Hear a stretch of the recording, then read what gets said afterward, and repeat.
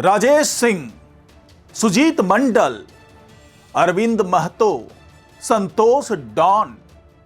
अगर आप पटना के निवासी हैं तो इन नामों से आप शायद वाकिफ होंगे, क्योंकि मैं जो नाम ले रहा हूं ये नाम यहां के मोस्ट वांटेड अपराधियों का है और गाहे बगाहे आपकी नजरों के सामने से भी ये नाम गुजरा ही होगा। तो आपको बता दूं कि अब सम्राट चौधरी ने अपने तेवर और तीखे कर दिए हैं और ऐसे ही अपराधियों की 10 अपराधियों की जो लिस्ट है, मोस्ट वांटेड अपराधियों की लिस्ट जारी कर दी गई है। ये खास पटना के अपराधी हैं। इसके अलावा बिहार के जो दूसरे जिलों के अपराधी हैं उनकी लिस्ट भी तैयार हो गई है और धीरे धीरे उनके नाम भी जारी होने वाले हैं। तो ये 10 अपराधी कौन है पटना के, कौन है मोस्ट वांटेड अपराधी और उनके साथ क्या होने वाला है, इसी पर चर्चा होगी आज के इस वीडियो में। तो इस वीडियो को आखिर तक जरूर देखिएगा।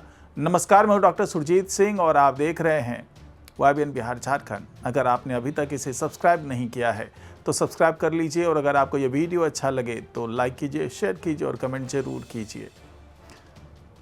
तो पटना के 10 मोस्ट वांटेड अपराधियों की लिस्ट जारी हो गई है। यह कोई ऐसी बात नहीं है कि भाई थाने में चस्पा कर दी गई है लिस्ट और उनकी खोज जारी है, बल्कि इसमें से कई अपराधी तो ऐसे हैं जो 10 साल 15 साल से लापता हैं। लेकिन खुफिया जानकारी यह है कि सब लोग मौजूद हैं, पटना में ही मौजूद हैं। इसके बावजूद उनको भगोड़ा घोषित कर दिया गया है, उनको लापता बता दिया गया है और वो धड़ल्ले से अपने तमाम वारदातों को अंजाम दे रहे हैं। तो मैंने जो अभी आपको नाम बताए, चाहे वो राजेश सिंह का नाम हो, चाहे सुजीत मंडल का नाम हो, चाहे अरविंद महतो का नाम हो, चाहे संतोष डॉन का नाम हो, चाहे सुजीत जिसे कि बुखार कहा जाता है वो हो, या फिर तमाम ऐसे नाम, यानी कि 10 अपराधी जिन पर अलग अलग जगहों पर हत्या, लूट, डकैती, रंगदारी, छेड़खानी, बलात्कार, इस तरह के तमाम मामले चल रहे हैं। तो ये वो दुर्दांत अपराधी हैं और मजे की बात यह है कि ये अपराधी अभी तक पुलिस की पकड़ से बाहर है। इसमें से कुछ अपराधी तो ऐसे हैं जो जंगल राज से लेकर के अभी तक बेखौफ आपराधिक वारदातों को अंजाम देते रहे हैं। कई मामलों में ये वांछित अपराधी हैं और यह भी कहा जा रहा है कि कई राजनेताओं या रसूखदारों का इनको संरक्षण प्राप्त है और यही वजह है कि पुलिस भी इन पर हाथ डालने से घबराती है। इनका कद अब कानून से ऊंचा हो चुका है, लेकिन इस बार गृह मंत्रालय की तरफ से साफ साफ निर्देश दे दिए गए हैं कि कोई भी अपराधी कानून से बाहर नहीं होगा, कानून के कद से ऊंचा नहीं होगा। और खास करके यहाँ के जो IG हैं जितेंद्र राणा, उन्होंने साफ साफ कह दिया है कि ये जो मोस्ट वांटेड अपराधी हैं इनको उनके अंजाम तक पहुंचाया ही जाएगा। आप नाम देख पा रहे होंगे, इन 10 अपराधियों के नाम देख पा रहे होंगे कि कौन कौन से अपराधी हैं और कहां कहां से ये अपराध करके भागे हुए हैं। तो जितेंद्र राणा ने साफ साफ कह दिया है कि किसी को भी बख्शा नहीं जाएगा, क्योंकि सम्राट चौधरी की तरफ से खुली छूट दी गई है पुलिस को कि आप हर स्तर पर जाकर के कार्रवाई कीजिए, चाहे जितनी सख्ती बरतनी है बरतिए, चाहे इन अपराधियों के ऊपर किसी भी रसूखदार या किसी भी राजनेता या फिर किसी भी वाइट कॉलर लोगों का संरक्षण प्राप्त हो। आप घबराइए मत और जीरो टॉलरेंस की नीति के तहत कार्रवाई कीजिए। लेकिन कार्रवाई यही नहीं रुकेगी, बल्कि अब ये पूरा जो नेक्सस है क्रिमिनल्स का, अपराधियों का जो पूरा नेटवर्क तैयार है, उसको ध्वस्त करने की तैयारी चल रही है।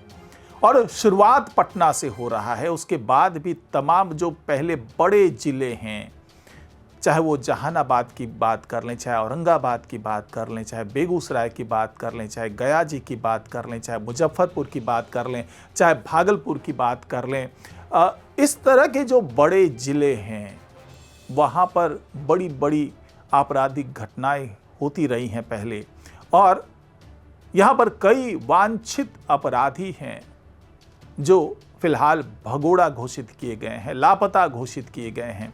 तो अब हर जिले में इसी तरीके से 10 मोस्ट वांटेड क्रिमिनल्स की लिस्ट तैयार की जा रही है और पटना से इसकी शुरुआत हो गई है। अब आने वाले दिनों में जो नाम मैंने बताए, जो बड़े बड़े शहर हैं जहां पर आपराधिक घटनाएं होती रही हैं और ख़ास करके जो संवेदनशील जगह है, वहां पर भी हर जगह पर अपराधियों की लिस्ट तैयार हो रही है और उनके खिलाफ कार्रवाई की जाएगी और दो तरफा कार्रवाई की जाएगी। यानी कि एक तो पुलिस कार्रवाई करेगी, धरपकड़ करेगी, और अगर धरपकड़ में वो हाथ नहीं आए तो उसके माध्यम से या उसके द्वारा जो भी अर्जित संपत्ति होगी उसकी कुर्की की जाएगी, राजसात किया जाएगा और ज़रूरत पड़ने पर बुलडोजर की भी कार्रवाई होती हुई नजर आएगी। तो ये साफ साफ निर्देश है कि हर तरीके से, क्योंकि अगर किसी अपराधी के ऊपर बड़े आरोप हैं और गबन घोटाले जैसे आरोप हैं तो उनसे कैसे उसकी वसूली की जाए, क्योंकि सब कुछ कानून के तहत हो रहा है। ये तमाम अधिकारी हैं जिनके खिलाफ कोर्ट ने भी आदेश दे दिए हैं, उनको पकड़ने के आदेश दे दिए गए हैं और अगर वो नहीं मिलता है तो कुर्की जब्ती के आदेश हैं, संपत्ति राजसात करने के आदेश हैं। तो उन्हीं आदेशों के आधार पर कार्रवाई की जाएगी और अगर ये आमने सामने आ जाते हैं अपराधी और पुलिस के साथ किसी तरीके से आमना सामना करना चाहते हैं, इन पे फायरिंग करते हैं, तो अगला जो मिशन होगा वो एनकाउंटर का मिशन होगा। Full encounter, half encounter, operation लंगड़ा, हर तरह की छूट पुलिस को दे दी गई है और ये तय कर दिया गया है कि किसी भी हालत में इन्हें या तो सलाखों के पीछे पहुंचाओ, अगर ये आप पर जानलेवा हमला करते हैं, यानी कि पुलिस के ऊपर जानलेवा हमला करते हैं, तो पुलिस के पास भी बंदूक है, पुलिस के पास भी गोली है, रिटेलिएशन होना चाहिए।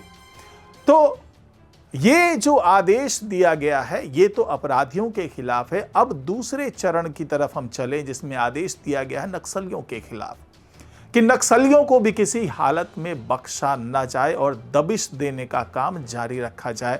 गांव-गांव पहुंच करके, जंगली इलाकों में पहुंच करके धरपकड़ का अभियान जारी रखा जाए और अगर ज़रूरत पड़े तो सख्ती भी बरती जाए। और ये अभियान पिछले करीब 1.5-2 महीने से बड़े स्तर पर चलाया जा रहा है। यही वजह है कि कई अपराधी अब सरेंडर करते हुए नजर आ रहे हैं, क्योंकि साफ साफ आदेश है कि अगर भागने की, बचने की कोशिश करोगे तो पुलिस की गोली तुम्हारा इंतजार कर रहा है। अब पुलिस की गोली अगर इंतजार कर रही है तो खौफ होना, दहशत में आना तो लाजमी है। यही वजह है कि जिन अपराधियों को ऐसा लगता है कि पुलिस के चंगुल से बचना मुश्किल है और ये पुराना दौर नहीं है कि आप हमला करके भाग जाएंगे, पुलिस डर जाएगी, पीछे हट जाएगी, क्योंकि उसे गोलियों का हिसाब देना पड़ता है। यही वजह है कि सम्राट चौधरी के राज में अब गोलियों का हिसाब नहीं देना पड़ता पुलिस को। अगर वाजिब तरीके से वो कार्रवाई कर रही है और गोली चलाने की नौबत आती है तो बेखौफ होकर के पुलिस को गोली चलाने की इजाज़त है। यही वजह है कि खौफ भी है, दहशत भी है और अपराधी अब कोर्ट में पहुंच करके, नक्सली कोर्ट में पहुंच करके, थाने में पहुंच करके सरेंडर कर रहे हैं और अपने जान की दुहाई मांग रहे हैं, भीख मांग रहे हैं। तो यही मुहिम है जो सम्राट चौधरी और गृह मंत्रालय के द्वारा चलाया जा रहा है और आने वाले दिनों में पुलिस के सख्त तेवर के कारण इस मुहिम को और रफ्तार मिलने की उम्मीद जताई जा रही है। तो फिलहाल आज की रिपोर्ट में इतना ही। नमस्कार।